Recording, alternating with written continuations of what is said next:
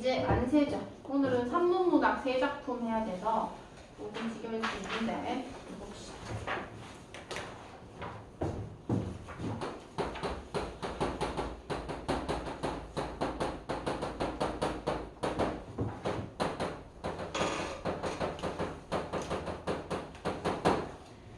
그래서 만세전과 관련해서 작품계관 쌤이 필기해 줄 테니까 제목 왼쪽이나 옆에다가 따라서 필기합니다.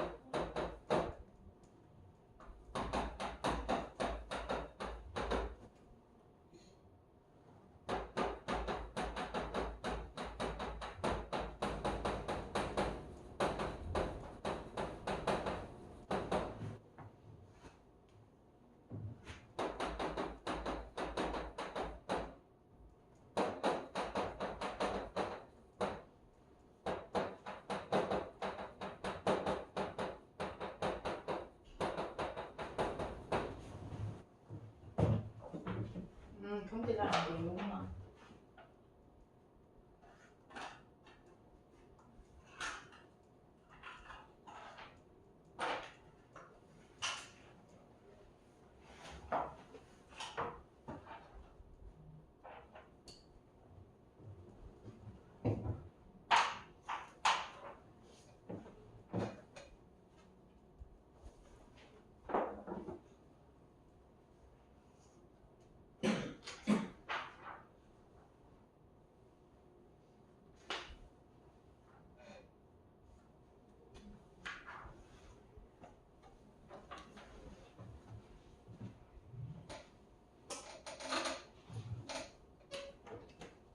쓴 사람 쓰면서 들어가서 중편소설, 다시줄소설이라고 되어 있고, 여로형 소설은 우리가 줄로자, 그리고 여행할 때 여라고 얘기를 해요. 그래서 이동하면서 하는. 그래서 처음에 시작이 동경에서 출발을 해가지고 배 타고 부산, 김천, 서울 이렇게 간다. 그래서 결국 서울 도착하고 다시 동경으로 가는 구조이기 때문에 전체, 만세전 전체로 봤을 때는 여로형 소설이다. 이렇게 볼 수가 있고, 성격은 서실적이고 현실 비판적이래. 시대적 배경이 1918년 일제강점기를 배경으로 하고 있기 때문에 그 일제강점기에 이제 암담했던 우리 현실을 드러내서 현실 비판적인 성격을 지닌다라고 얘기를 한다. 자, 그러면 배경이 1918년인데 우리가 만세를 불렀던 그 시절이 1919년이야. 그래서 1919년 그 만세 불렀던 전이라고 해서 만세전이라고 얘기할 수 있고, 이 만세전의 원래 이제 원제 제목은 묘지였다. 근데 일제가 우리나라 억압하던 시절에는 이런 문학 생활에 대해서도 억압을 했었지. 그렇기 때문에 그때 당시 이 묘지라고 하는 제목을 못 쓰게끔 했기 때문에 저렇게 만세전으로 했다라는 거. 공간적 배경 동경과 서울, 시점 1인칭 주인공 시점, 나가 등장하겠지. 이나라고 하는 인물이 주인공이 되어서 서술에 나가는 소설이고, 주제는 지식인, 내 눈으로 바라본 식민지 조선의 암담한 현실. 그리고 이 암담한 현실도 잘 드러나지만 이 지식인이 그런 암담한 현실에 대해서 느끼고 그 다음에 어떠한 태도를 보이는지도 얘는 봐야 되는 부분이야. 자, 그럼 139페이지에 있는 본문은 시모노세키에서 이제 배를 타고 가는 그 상황이고, 자, 여기서는 나라고 하는 1인칭 주인공 시점이니까 나, 이나라고 하는 사람이 이 두 명의 인물이지. 두 명의 인물이 대화하는 거를 듣게 되는 상황을 잘 봐야 돼. 그래서 보면 당신 처음 이슈하며 말참여를 하기 시작한다. 자, 남을 멸시하고 위압하려는 듯한 어투며 뾰족한 조동아리가 물어보지도 않아도 빈돌이장의 거간이거나 그 따위 종류라고 나는 생각했다. 그러면서 이 추위에 어찌 나섰소? 라고 얘기하죠. 그러면 위에 이제 여기 이 추위에 어찌 나섰소? 어딜 가슈? 라고 하는 사람은 그자라고 하는 그자로 지칭되는 인물이고, 그 다음에 나오는 대구에 형님이 계신데 어머님이 편치 않으셔서 가는 길이죠 라고 얘기를 하는 부분에 있어서는 여기 보면 시골자 라고 하는 인물이다. 그러면 그자와 시골자의 대화를 내가 듣는 상황이야. 그러면 이 그자가 시골자에게 보인 태도는 아까 첫 번째 줄에 멸시와 위압이라고 얘기하고 있어. 신약했다는 거야. 그러면 이제 이 멸시와 위압적인 그런 태도가 바뀐다. 대화를 하면서 어떻게 바뀌는지 보면 마침 잘 되었어. 그래. 나도 대구까지 가는 길인데 그래 백씨께서는 뭘 하슈? 헌병대에 계시죠. 네, 바로 대구 분대에 계신가요? 네, 그러면 실례입니다만 백씨께서는 누구신지 모르 계셔요. 시골자의 형이 헌병대에 있다는 말에 나 이인화, 여기서는 언급되지 않지만 이인화라고 하는 인물이거든. 근데 이인화가 이제 이들의 대화를 듣고 있는 상황이야. 자, 마주 앉은 자는 반색을 하면서 금시로 말씨가 달라진다라고 얘기하는 부분이야. 그래서 이 시골자의 형이 헌병대에 있다라고 하니까 얘가 태도가 달라지는 거야. 태도가 달라졌는데 어떻게? 환심을 사기 위해서 이 형이 헌병대에 있다라고 얘기를 하니까 처음에는 그 정도인 줄 몰랐는데 헌병대에 있다고 하니 태도가 달라지는 모습. 자, 나는 그자의 대주시 같은 얼굴을 또 한 번 쳐다보지 않을 수 없었다. 이렇게 얘기하는 부분이야. 네, 우리 형님은 아직 군주이고 니시무라 군주 꼭 형궁도 아시는지. 그런데 형궁은 조선에 오래 계신가요? 난 10여 년으로 그저 내 집같이 드나드니까요. 자, 벌자는 시골자를 한참 멀뚱멀뚱 쳐다보다가 하면서 이제 이들의 대화가 연속되지. 자, 헌병대 그 양반이야. 알고 말고요. 그 양반은 나를 모르실지 모르지만 뭐 이런 것들 제시되고. 자, 나로 간다. 자, 이번에는 상인 비슷한 자가 입을 벌렸고 웬걸요. 이제 조선도 밝아져서 좀처럼 한미천 잡기는 어렵지만 그러나 조선 사람들은 어떠냐. 요보. 자, 요보는 뭐야. 조선 사람들을 낮잡아 있는 말이야. 젊은 놈들은 그래 제법이 들지만 촌에 들어가면 대만의 생번보다 낫다면 나을까. 인제 가서 보슈 하하하 이렇게 돼 있다. 자, 대만의 생번이란 그 말에 육탕 속에 들어앉아 있던 사람들은 다만 나만 빼놓고는 모두 껄껄 웃었다. 자, 욕탕 속에 있대. 아, 그러면 여기서 목욕탕 속에서 이제 이들의 대화를 듣고 있구나. 그러나 나는 기가 막혀서 입술을 악물고 쳐다보았고 더운 김이 설이어서 라고 되어 있어. 자, 그럼 여기 나와 있는 이 나라고 하는 이 나는 이들의 대화에서 뭐하고 있어? 입술을 깨물 정도로 붕괴하고 있구나 라는 걸 파악할 수 있는 부분. 자, 걸자들에게 분명히 보이지 않은 모양이었고 육객은 차차 구역구역 쏟아져 들어온다. 그런 내용 나오고 그 다음 문단은 그냥 보면 되고 그 다음 문단. 그러나 또 한 번으로 생각하면 만국 백성이 된 지 벌써 그 10년 동안 이제는 무심하도록 주위가 간대하게 내버려 두었다 라고 되어 있어. 그 말은 나라는 사람은 과거에는 지금은 붕괴하고 있지만 되게 뭐했어? 무관심했어. 무관심했다라는 걸 파악할 수 있고 도리학교 소학교 시대 일본 교사와 충돌을 해서 퇴학을 하고 조선 역사를 가르치는 사립학교로 전학을 한다는 등 솔직한 어린 마음에 애국심이 비교적 열렬하였으나 차차 지각이 나자마자 일본으로 건너간 뒤에는 간혹 심사 틀린 일을 당하거나 1년에 한 번씩 귀국하는 길에 하간에서 부산, 경성에서 조사를 당하고 성이 가시게 할 때에는 귀찮기도 하고 분하기도 하지만 그때뿐이요. 그리 적개심이나 반항심을 일으킬 기회가 적었다라고 되어 있지. 그러면 적개심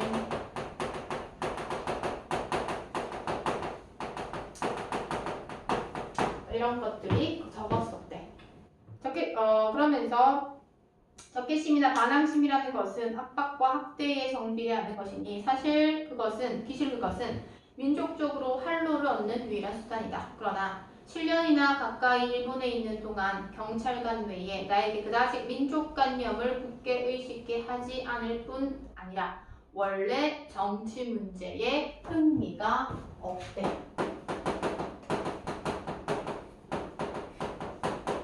그런 나였는데, 그지? 조선으로 오면서 그들의 대화를 듣고 이제 붕괴하기 시작을 했다. 이렇게 얘기를 하는. 이제는 읽어보면 되고, 140페이지. 다시 말하면 일본 사람은 지나치게 말 한마디나 그 태도로 말미암아 조선 사람의 억제할 수 없는 반감을 끌어오르게 하는 모양이었다. 그러나 그것은 결국에 조선 사람으로 하여금 민족적 타락에 스스로를 구하여야 하겠다는 자각을 주는 가장 긴용한 원동력이 될 뿐이다. 지금도 목욕탕 속에서 듣는 말마다 귀에 거슬리지 않는 것이 없지만 그것은 될 수 있으면 많은 조선 사람들이 듣고 오랜 옥류병에서 깨어날 기회를 주었으면 하는 생각을 자아낼 뿐이다. 이렇게 되시네.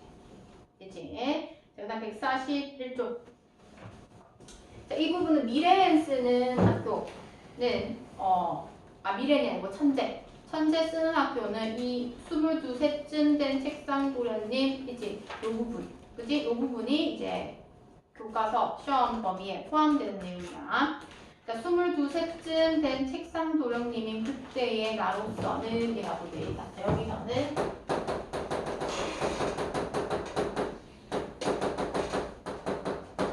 책상 도령님이라고 얘기하고 있어. 얘는 뭔데? 세상 물정은 모르면서 세상 물정 모르고 그냥 책상에 앉아가지고 공부만 하는 거야. 이제 세상 물정 모르고 나이는 또 어리다. 또 자신과 같대. 자조적인 모습이 제시가 된다.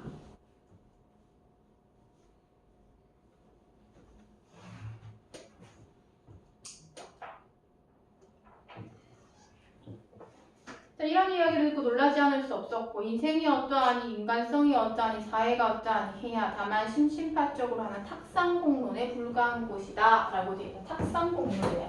탁상공론은 어디에도 잘 나오냐 하면 뉴스를 잘 안 보겠지만 뉴스에서도 잘 나와. 그러면 인생이 어떠하니 사회가 어떠하니 뭐 이렇게 얘기하면 우리가 뭐 예를 들어서 코로나 때 겪었지? 코로나 때 뭐 어떠한 방안을 위해서 A와 B를 제시했어.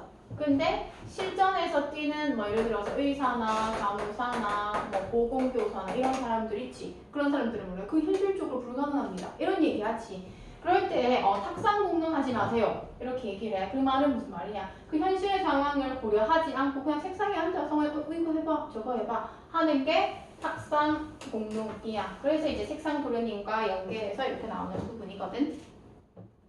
자, 아버지나 그렇지 않으면 코빼기도 보지 못한 조상의 덕택으로 글자는 얻어 배웠거나 소설권이나 들춰보았다고 인생이니 자연이니 소설이니 한데야 라고 되어 있다. 그렇다면 얘가 뭐 현실인식이 뭐였구나 부족했다는 거에 대해서 앞에 자조도 보이고 탁상공론이라는 말 쓰지. 내가 뭣도 모르고 그렇게 얘기를 했네? 이렇게 얘기하는 거죠.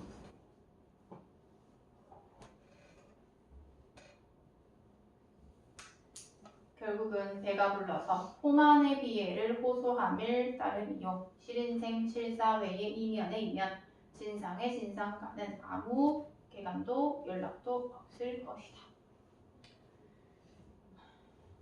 자, 그러면서 그 다음 줄에 보면 니은에 1년 12달 죽도록 애쓰고도 반년짝은 시래기로 목숨을 이어나가지 않으면 안 되겠으니까 그게 뭐야? 그때 당시에 조선인들의 가난한 현실이야. 그치? 이 현실은 과장해서 얘기한 게 아니라 그냥 사실 그대로야. 진짜로 시래기로 목숨을 이어나가지 않으면 안 됐고 이 진짜 이것도 안 되는 사람이 없었다는 거지. 근데 그것이 과연 사실일까? 의심이 날 만치 나는 기가 번쩍했다라고 얘기를 하는 부분이야. 왜? 이때의 나로서는 몰랐기 때문에. 그치? 여기에 나는 현실에 대해 되게 무지했어. 그렇기 때문에 이게 진짜 맞나? 시래기로 목숨을 이어나간다고? 그 정도로 못 먹는다고 생각을 했다는 거야. 그렇다면 그때 당시에는 그 현실을 몰랐기 때문에 이런 생각을 할 수가 있었던 거지.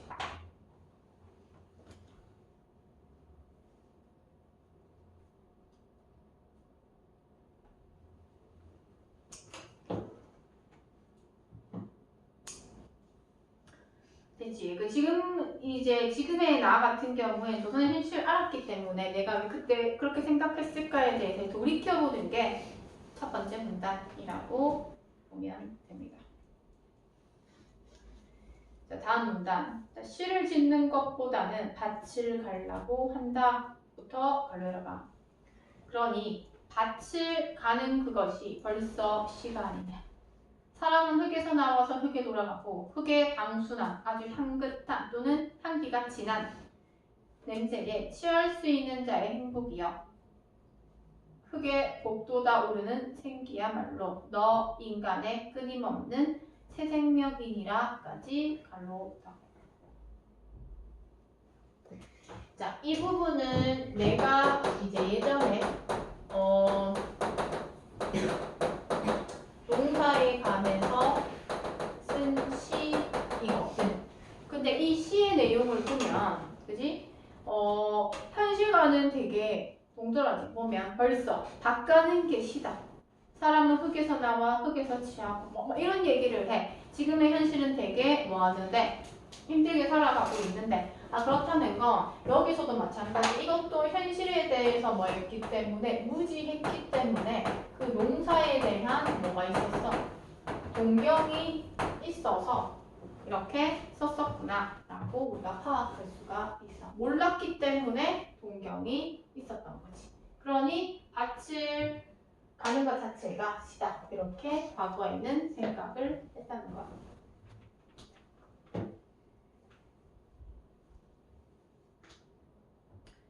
이런 의미로 올봄에 산문시를 쓰던 자기의 공상과 천려는 뭐냐면 생각이 얕은 거야. 도리어 부끄러웠다 라고 하는 것으로 봤을 때 과거에 이렇게 자신이 무주했던, 그치? 무지했던 것들에 대해서 계속해서 뭐가 나와? 이제 반성이 나와. 현실을 알고 보니까. 그러니까 부끄러웠다 이렇게 되지. 흙의 냄새가 방순치 않는 것도 아니고 그 향기에 취할 수 있는 자가 행복스럽지 않다는 것도 아니다. 조반 후의 낮잠은 위약, 병이야. 병이라는 고등유민 실업자의 유행병이나 걸릴까 보아서 대패모자의 영경이나 쓰고 아침 저녁으로 홍이자루를 잡는 것이, 즉 건강을 위해서 농사일을 하는 것이 행복스럽지 않고 시적이 아니라는 것이 아니다. 그러나 저러나 1년 12달 우마 이상의 죽을 고역을 다 하고도 시래기 죽에 얼굴이 붓는 것도 실가라고 되어 있어. 여기서도 마찬가지. 조선인들의 가난한 현실이라고 볼 수도 있고 또는 비참한 현실. 어쨌든 그 현실 자체가 묵묵치 않은 거야. 그치? 그래서 그들의 삼복에 끓는 햇볕에 손등을 대면서 호밀자루를 놀릴 때 그들은 행복을 느끼는 것일까? 뭐 이런 계속 생각을 해. 자, 그러면서 맨 밑에서 두 번째 줄 보면 그러나 그 한 톨의 나락은 누구의 입으로 들어갔는가? 이 말은 무슨 말이야? 조선인들이 열심히 농사를 지어도 자신의 입으로 들어갈 수 없었다는 거야. 그때 당시에 사회적 구조 때문에. 자, 그에게 지불되는 부수는 무엇인가? 주림만이 무엇보다도 확실한 그가 받을 품삯이다 라고 되어 있어. 자, 주림만이 그가 받을 뭐래? 품삯. 자, 줄이다라는 동안 품삯을 못 받기 때문에 배에 고픈 거고 품삯은 그에 마땅한 걸 지불하는 거잖아. 그치? 그러면 이게 무슨 말이지? 라고 하는 이렇게 모순적인 내용이 같이 나타나는 것은 우리는 뭐라고? 역설법이라고 얘기를 하죠. 되나? 그 말은 말한다는 거야. 일을 했지만 품삯은 전혀 받지 않고 그럼에도 불구하고 계속 배가 고프는 힘들게 살아가는 그 현실을 역설법을 통해서 제시하고 있다. 그치? 그 정도 체크할 수가 있고. 그 다음에 143페이지. 143페이지에서도 이제 목욕탕 안에서 일어나는 내용이야. 자, 배 안에 이제 목욕탕이 있었어. 그 목욕탕 안에서 이제 내가 또 얘기를 듣는 그런 상황이야. 근데 여기서는 이제 이 인하를 찾는 한 사람이 찾아와. 네 번째 줄. 실례 올시다만 여기 이 인하란 이가 계십니까? 네, 나요. 왜 그러고? 그래서 갔어. 근데 이 찾은 사람은 밑으로 두 번째 줄 내려가면 명령하듯이 소리를 쳤대. 학생복에 망토를 두른 체격이며 집단을 유창하게 한답시고는 이러의 어조가 묻지 않아도 조선 사람이 분명하다. 이렇게 되어 있지. 그러면 이 사람이 찾아와가지고 이 이나라고 하는 나를 찾게 되는 모습이야. 그래도 짓궂게 일어를 사용하고 도리어 자기의 본색이 탄로될까 염려한 듯한 침착지 못한 행색이 나의 눈에는 더욱 수상쩍기도 하고 근질근질 보이기도 하였다. 라고 돼 있지. 그러면서 그 문단 끝에 보면 말하자면 우리 두 사람은 일본 사람 앞에서 희극을 연장하는 앵무새의 격이었다. 라고 제시되는 부분이야. 자, 그렇다는 것은 목욕탕 안에서 일본인들이 가득 있는데, 그치? 누가 봐도 일본인들이 들었을 때 누가 봐도 조선인인데 이들이 뭐 1어로 대화를 하니까 이들이 얼마나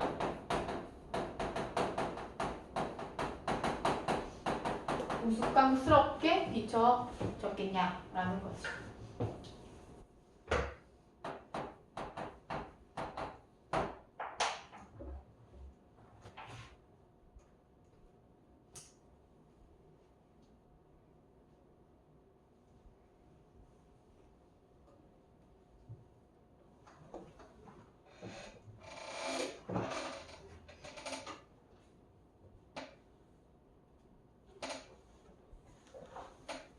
그치? 자, 나에서 그런 문을 닫고 나가서 기다리고 이렇게 돼 있어. 하며 소리를 지르고 다시 내 자리로 와서 주섬주섬 옷을 마저 입기 시작했고 여러 사람이 경멸한 듯한 시선은 여전히 내 얼굴에 거미줄 느리듯이 어리는 것을 깨달았다. 자, 여러 사람에부터 깨달았다까지 밑줄 또는 갈로 열고 닫고. 그 말은 무슨 말이야? 이 일본인들이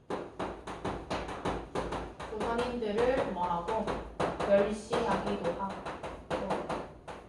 하찮게 여기는 그러한 시선을 우리는 느꼈다라고 파악할 수 있어.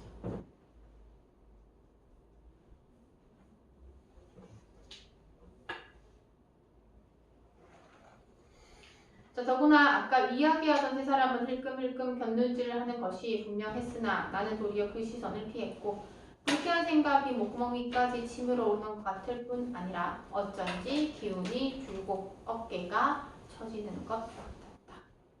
그치? 자, 그러고는 이제 나왔는데 이 사람의 태도가 또 달라졌어. 밑으로 두 번째 줄. 미안합니다. 나하고 짐을 가지고 저리 좀 나갑시다. 뒤를 쫓아오면서 애원하듯이 말을 붙이는 양이 아까와는 태도가 변했대. 아까는 되게 명령하듯 위협적으로 했지. 하지만 이제는 애원했대. 자, 되게 누구길래 어딜 가잔 말이요. 에이 참 나는 땡땡서 왔는데 잠깐 파출소로 가십시다. 이렇게 얘기하고 있지. 그러면서 자기의 직무도 명언하지 않고 덮어놓고 가자고 한 것이 잘못되었다는 듯도 하고 한편으로는 자기가 1인 행세를 하는 것이 내심 부끄럽기도 하고 또한 나에게 노영이 조선 양반 아니요 하고 탄로나 되지 않을까 하는 염려가 있어 앞이 굽는다는 듯이 언사와 태도는 점점 풀이 죽고 공손해졌다. 이것을 본다는 도리어 불쌍하고 가엾은 생각이 난다. 이런 내용들이 그 문단에 주체시 된다. 자, 그러면서 다에서는 자, 그럼 예서 잠깐 할까라고 하면서 나의 소지품 검사를 하는 상황이 예시가 되지. 예, 그러시죠. 이것 좀 열어봐도 되겠어 하면서 소지품 검사한다. 자, 그래서 체크해야 될 거 143페이지 맨 밑에서 두 번째 줄. 큰 트렁크를 부탁할로 맡은 자는 잠깐 수석수석 가여 보더니 그 위에 얹어놓은 양복이며 화복들을 손에 잡히는 대로 픽픽 집어서 내 옆에 선 형사에게 주섬주섬 던져주고 나서 그 밑에 깔렸던, 자, 밑줄 끊는다. 서류 뭉텅이와 서적 몇 건을 꺼냈어. 그럼 여기서 얘기하는 이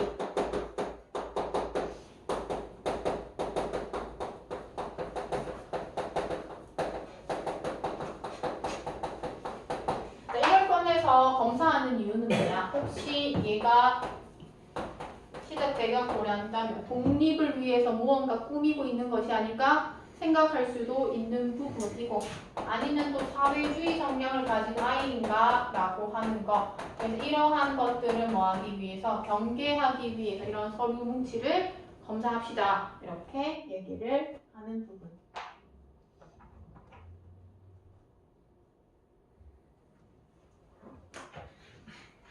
설계하고 있지.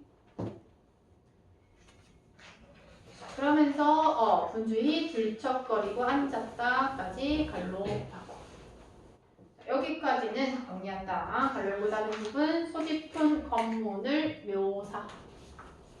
소지품 검문을 묘사.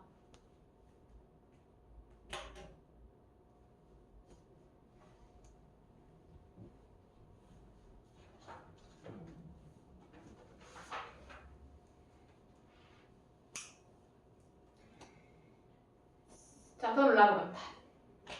자, 그제야 양복쟁이는 눈에 불이 나게 눌리던 손을 치고 소류 뭉치를 들어 보이면서, 자, 이것만은 잠깐 내가 가보고 댁으로 보내드려도 관계 없겠지요? 이렇게 돼 있다. 그렇다는 건 뭐 그 안에서 별로 소득이 없었다는 거야. 나는 쾌락했고 허락했다는 거야. 사실 그 속에서는 집에서 온 최근에 면지 몇 장과 소설 초고와 몇 가지 온 거지 외에는 아무것도 없었다. 애를 써서 기록한 서적이라서, 자, 밑줄 긋거나 가려한다. 원래 나에게는 사회주의라는 사자나 렌이라는 예자는 물론이려니와 독립의 독자도 없을 것은 나의 전공하는 학과만 보아도 알 것이었다 라고 되어 있지. 그렇다면 내가 생각하기에 나는 내가 그렇게 민족의식이 있는 것도 아니고, 왜 독립의 독자로 모른다, 없다 이렇게 얘기하고 있지. 그렇다고 해서 사회주의 의식이 있는 것도 아니기 때문에 검사한다 라고 얘기를 했을 때 그래 뭐 보세요, 저는 아무것도 걸릴 게 없습니다, 이렇게 얘기를 하는 부분이지. 원래 나에게는부터 알 것이다까지.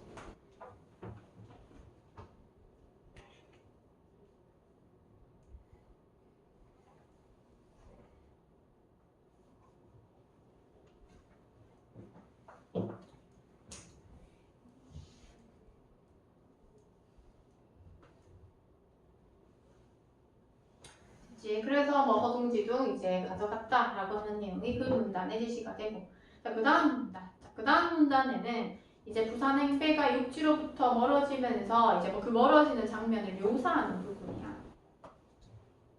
짐을 가볍게 해서 준 트렁크를 두 손에 들고 어서 올라오라는 선엄의 부지런을 들어가며 겨우 가판 위에 올라서자 길을 쓰는 듯한 경적과 말 오른 소리 같은 기적 소리가 나며 신경이 짜릿짜릿한 지금 소리가 교양적으로 버젓이 암흑에 쌓인 부두 일판에 처량하고도 요란하게 울렸고, 배는 소리 없이 미끄러져 벌써 두어 한 통이나 장교에서 떨어졌고, 전송하러 온 여간 하인들이며 인부들의 그림자가 쓸쓸한 벌판에 성기성기 찾아 고막해 눈에 띄고 선창 위에서 이두려워하는 등불이 쓸쓸한 바람에 불리어 결어졌다 짧아졌다 한다 라고 하면서 이제 묘사하는 부분이 제시가 돼. 자, 그 다음 문장을 보면 되고, 맨 마지막 밑에서 두 번째 줄 A 부분 간다. 외투 포켓에다가 두 손을 찌르고 어느 때까지 우두커니 섰는 내 눈에는 어느덧 뜨끈뜨끈한 눈물이 비어져 나와서 상기가 된 좌우뺨으로 흘러내렸다 라고 얘기를 하는 부분이야. 자, 그러면 여기서 얘가 눈물을 흘린 이유는 뭐야? 지금 여기서 조선인이라는 이유만으로 계속해서 뭐 나가고 있어. 멸시당하는 상황을 얘가 겪었잖아. 그렇기 때문에 얘가 느끼기에는 진짜 너무 수치스럽다. 플러스 화난다 라고 하는 부분이야.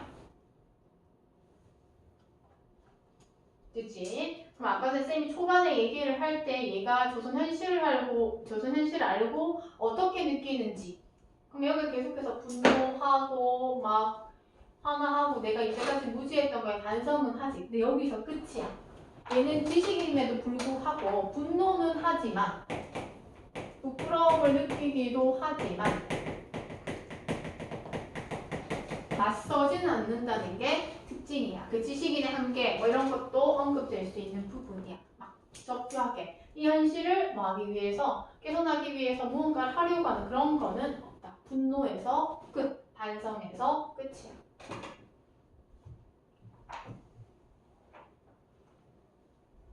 그치? 그리고 만세전 들어가면 시험에 반드시 나오는 부분이 357번에 있는 본문 마지막 부분이야.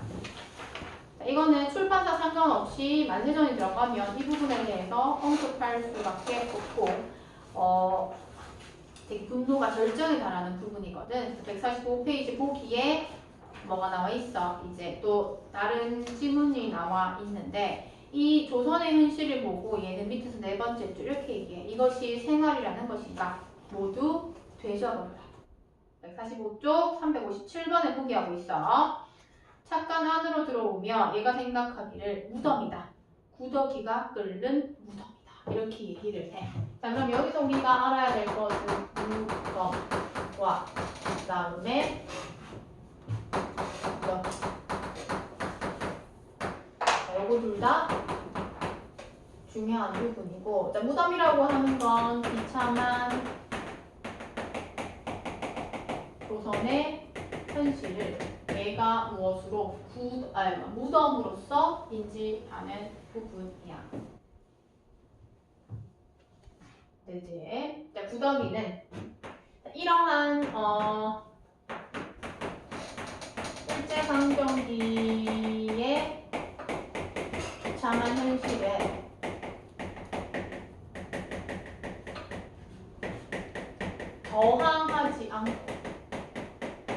저항하지 않고 무기력한 조선인을 구더기야. 그러면 이렇게 무기력한 조선인이 막 끓는 무덤이기 때문에 더욱 비참한 거야. 그치? 그래서 이렇게 표현했다라고 하는 측면에서 만세전 들어가면 무덤, 구더기 이렇게 의미 파악할 수 있어요.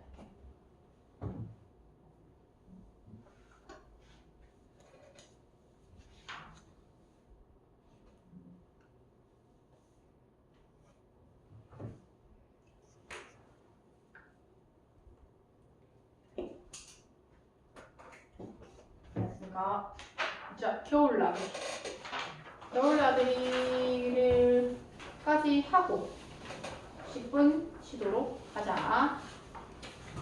유렌씨 장어지요. 자, 오늘 산문이 3개라 가지고 조금 힘들겠지만 3개 중에 2개까지 하고 가자. 뒤에 비문학이랑 모의고사도 있으니까. 얘도 작품 계단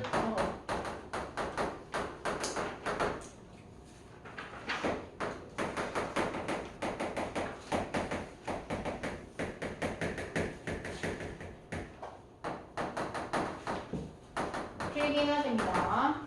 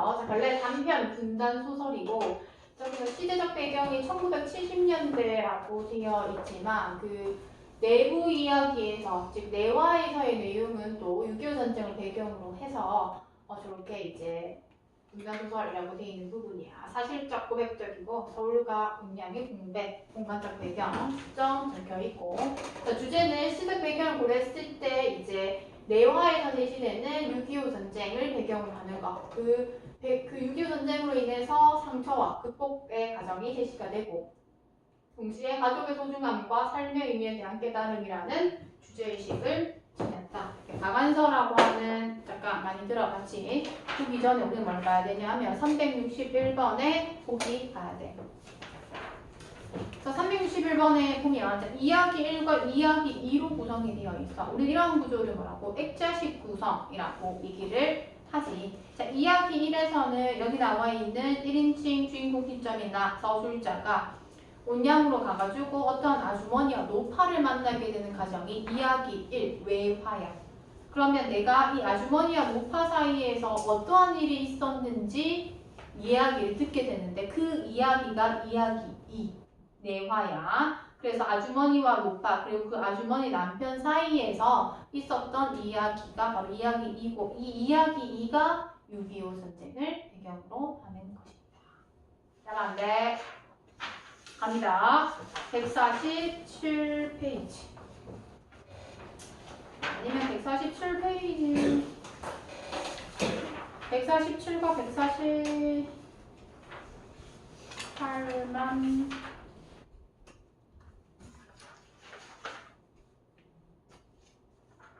해도 되고, 이렇게 하고 중간에 끊어도 되니까 일단은 봅시다. 자, 외화야. 자, 앞부분 줄거리는 외화다. 나와 그 다음에 그 아주머니와 노파의 이야기가 있는 거. 자, 6.25 전쟁 후 나는 딸만 데리고 남아한 지금의 남편을 만나. 자, 그들을 열심히 보살피며 살아온다. 자, 하지만 나는 어느 날 시집간 딸과 남편의 다정한 모습을 보고 야릇한 질투심과 함께 허탈감을 느끼게 되고 혹독한 추위가 기승을 부리는 어느 겨울날 혼자 여행을 떠난 나는 우연히 호숫가에 있는 어느 여인숙에 잠시 머물게 된다. 그럼 여기서 봤을 때 나는 질투심과 허탈함, 즉 별로 좋지 않은 기분으로 집에서 나왔고 그곳이 바로 온양이고 그 온양의 여인숙에 머물게 돼. 자, 그곳에서는 한 아주머니와 연신 고개를 좌우로 도리질해 대는 노파가 있었다. 아직까지 외화다. 아주머니가 먼저 노파 이야기를 꺼냈기 때문에 나는 자연스럽게 노파의 이상한 도리질에 대해 물을 수가 있었고 할머니께서는 제가 몹시 못마땅하셨나 보죠. 말씀은 안 하셨지만 제가 안방에 있는 내내 고개를 젓고 계셨어요. 자, 벌써 25년 동안이나 그러고 계신걸요. 이렇게 있어. 예? 자, 그러면서 이제 중력 이후가 내화야. 내화. 자, 그러면 앞부분 줄거리부터 중력 이전까지가 외화고 중력 이후가 내화다. 그럼 이제 6.25 전쟁을 배경으로 어떠한 일이 있었는지 나와. 자, 그것은 6.25 동남통의 발작한 증세였다. 동남 당시 젊은 면작이던 그녀의 남편. 아까 이제 구조화된 것 같이 도식화된 거. 미처 피난을 못 가서 숨어 살아야 했고 처음엔 집에 숨어 있었지만 새로 득세한 패드렛 기세에 심상치 않은 살기가 들기 시작하고부터는 집에 숨겨놓는다는 게 암만 해도 불안했다. 어느 야밤을 타 그녀는 남편을 집에서 20리쯤 멀어진 광덕산 비스계 산촌인 그녀의 친정으로 피신을 시키게 됐다. 시어머니와 그녀만이 알게 감족같이 그 일은 이루어졌다. 이렇게 돼. 자, 그 다음부터 관료한다. 어떻게 된 세상은부터 갈로 점점 더 못되게 돌아가 이웃끼리도 친척끼리도 걔가 반동이라 서로 고자질하는 것이 성행해 피비린내 나는 끔찍한 일이 이 마을 저 마을 하루에도 안 일어난 날이 없었고 끔찍한 나날이었다까지 갈로 닦고 되지? 그렇다면 이제 6.25 전쟁을 배경으로 한다 했지. 전쟁으로 인해서 우리 민족이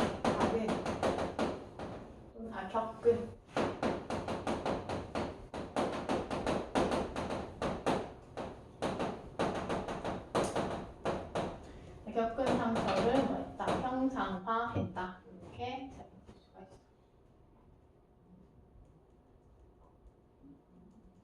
되지? 그래서 워낙 흉흉했기 때문에 아무도 못 믿었어. 그 뒤에도 보면 가족도 못 믿고 친척도 못 믿고 그렇기 때문에 우리끼리 진짜 우리끼리만 믿자 이렇게 얘기를 해. 그래서 밑에 내용은 보면 이제 혹시나 자기의 남편을 어디에 있다라고 시어머니께서 말할까봐 이 며느리가 계속해서 시어머니한테 모른다를 가르쳤다라고 하는 내용이 제시가 된다. 그러면서 어머님은 그저 모른다고만 그러세요. 밑으로 한 3, 4번째 줄이라고 믿지. 세상 없는 사람이므로도 아범 있는 곳은 그저 모른다고 그러셔야 돼요. 난리 나던 날 집 나가고 나선 어떻게 됐는지 모른다고 딱 잡아내셔야 한다. 자, 그러면서 입 한 번 잘못 놀려 사람 목숨이 왔다 갔다 하는 세상이에요. 거기다 정리. 전쟁 당시 무서운 분위기.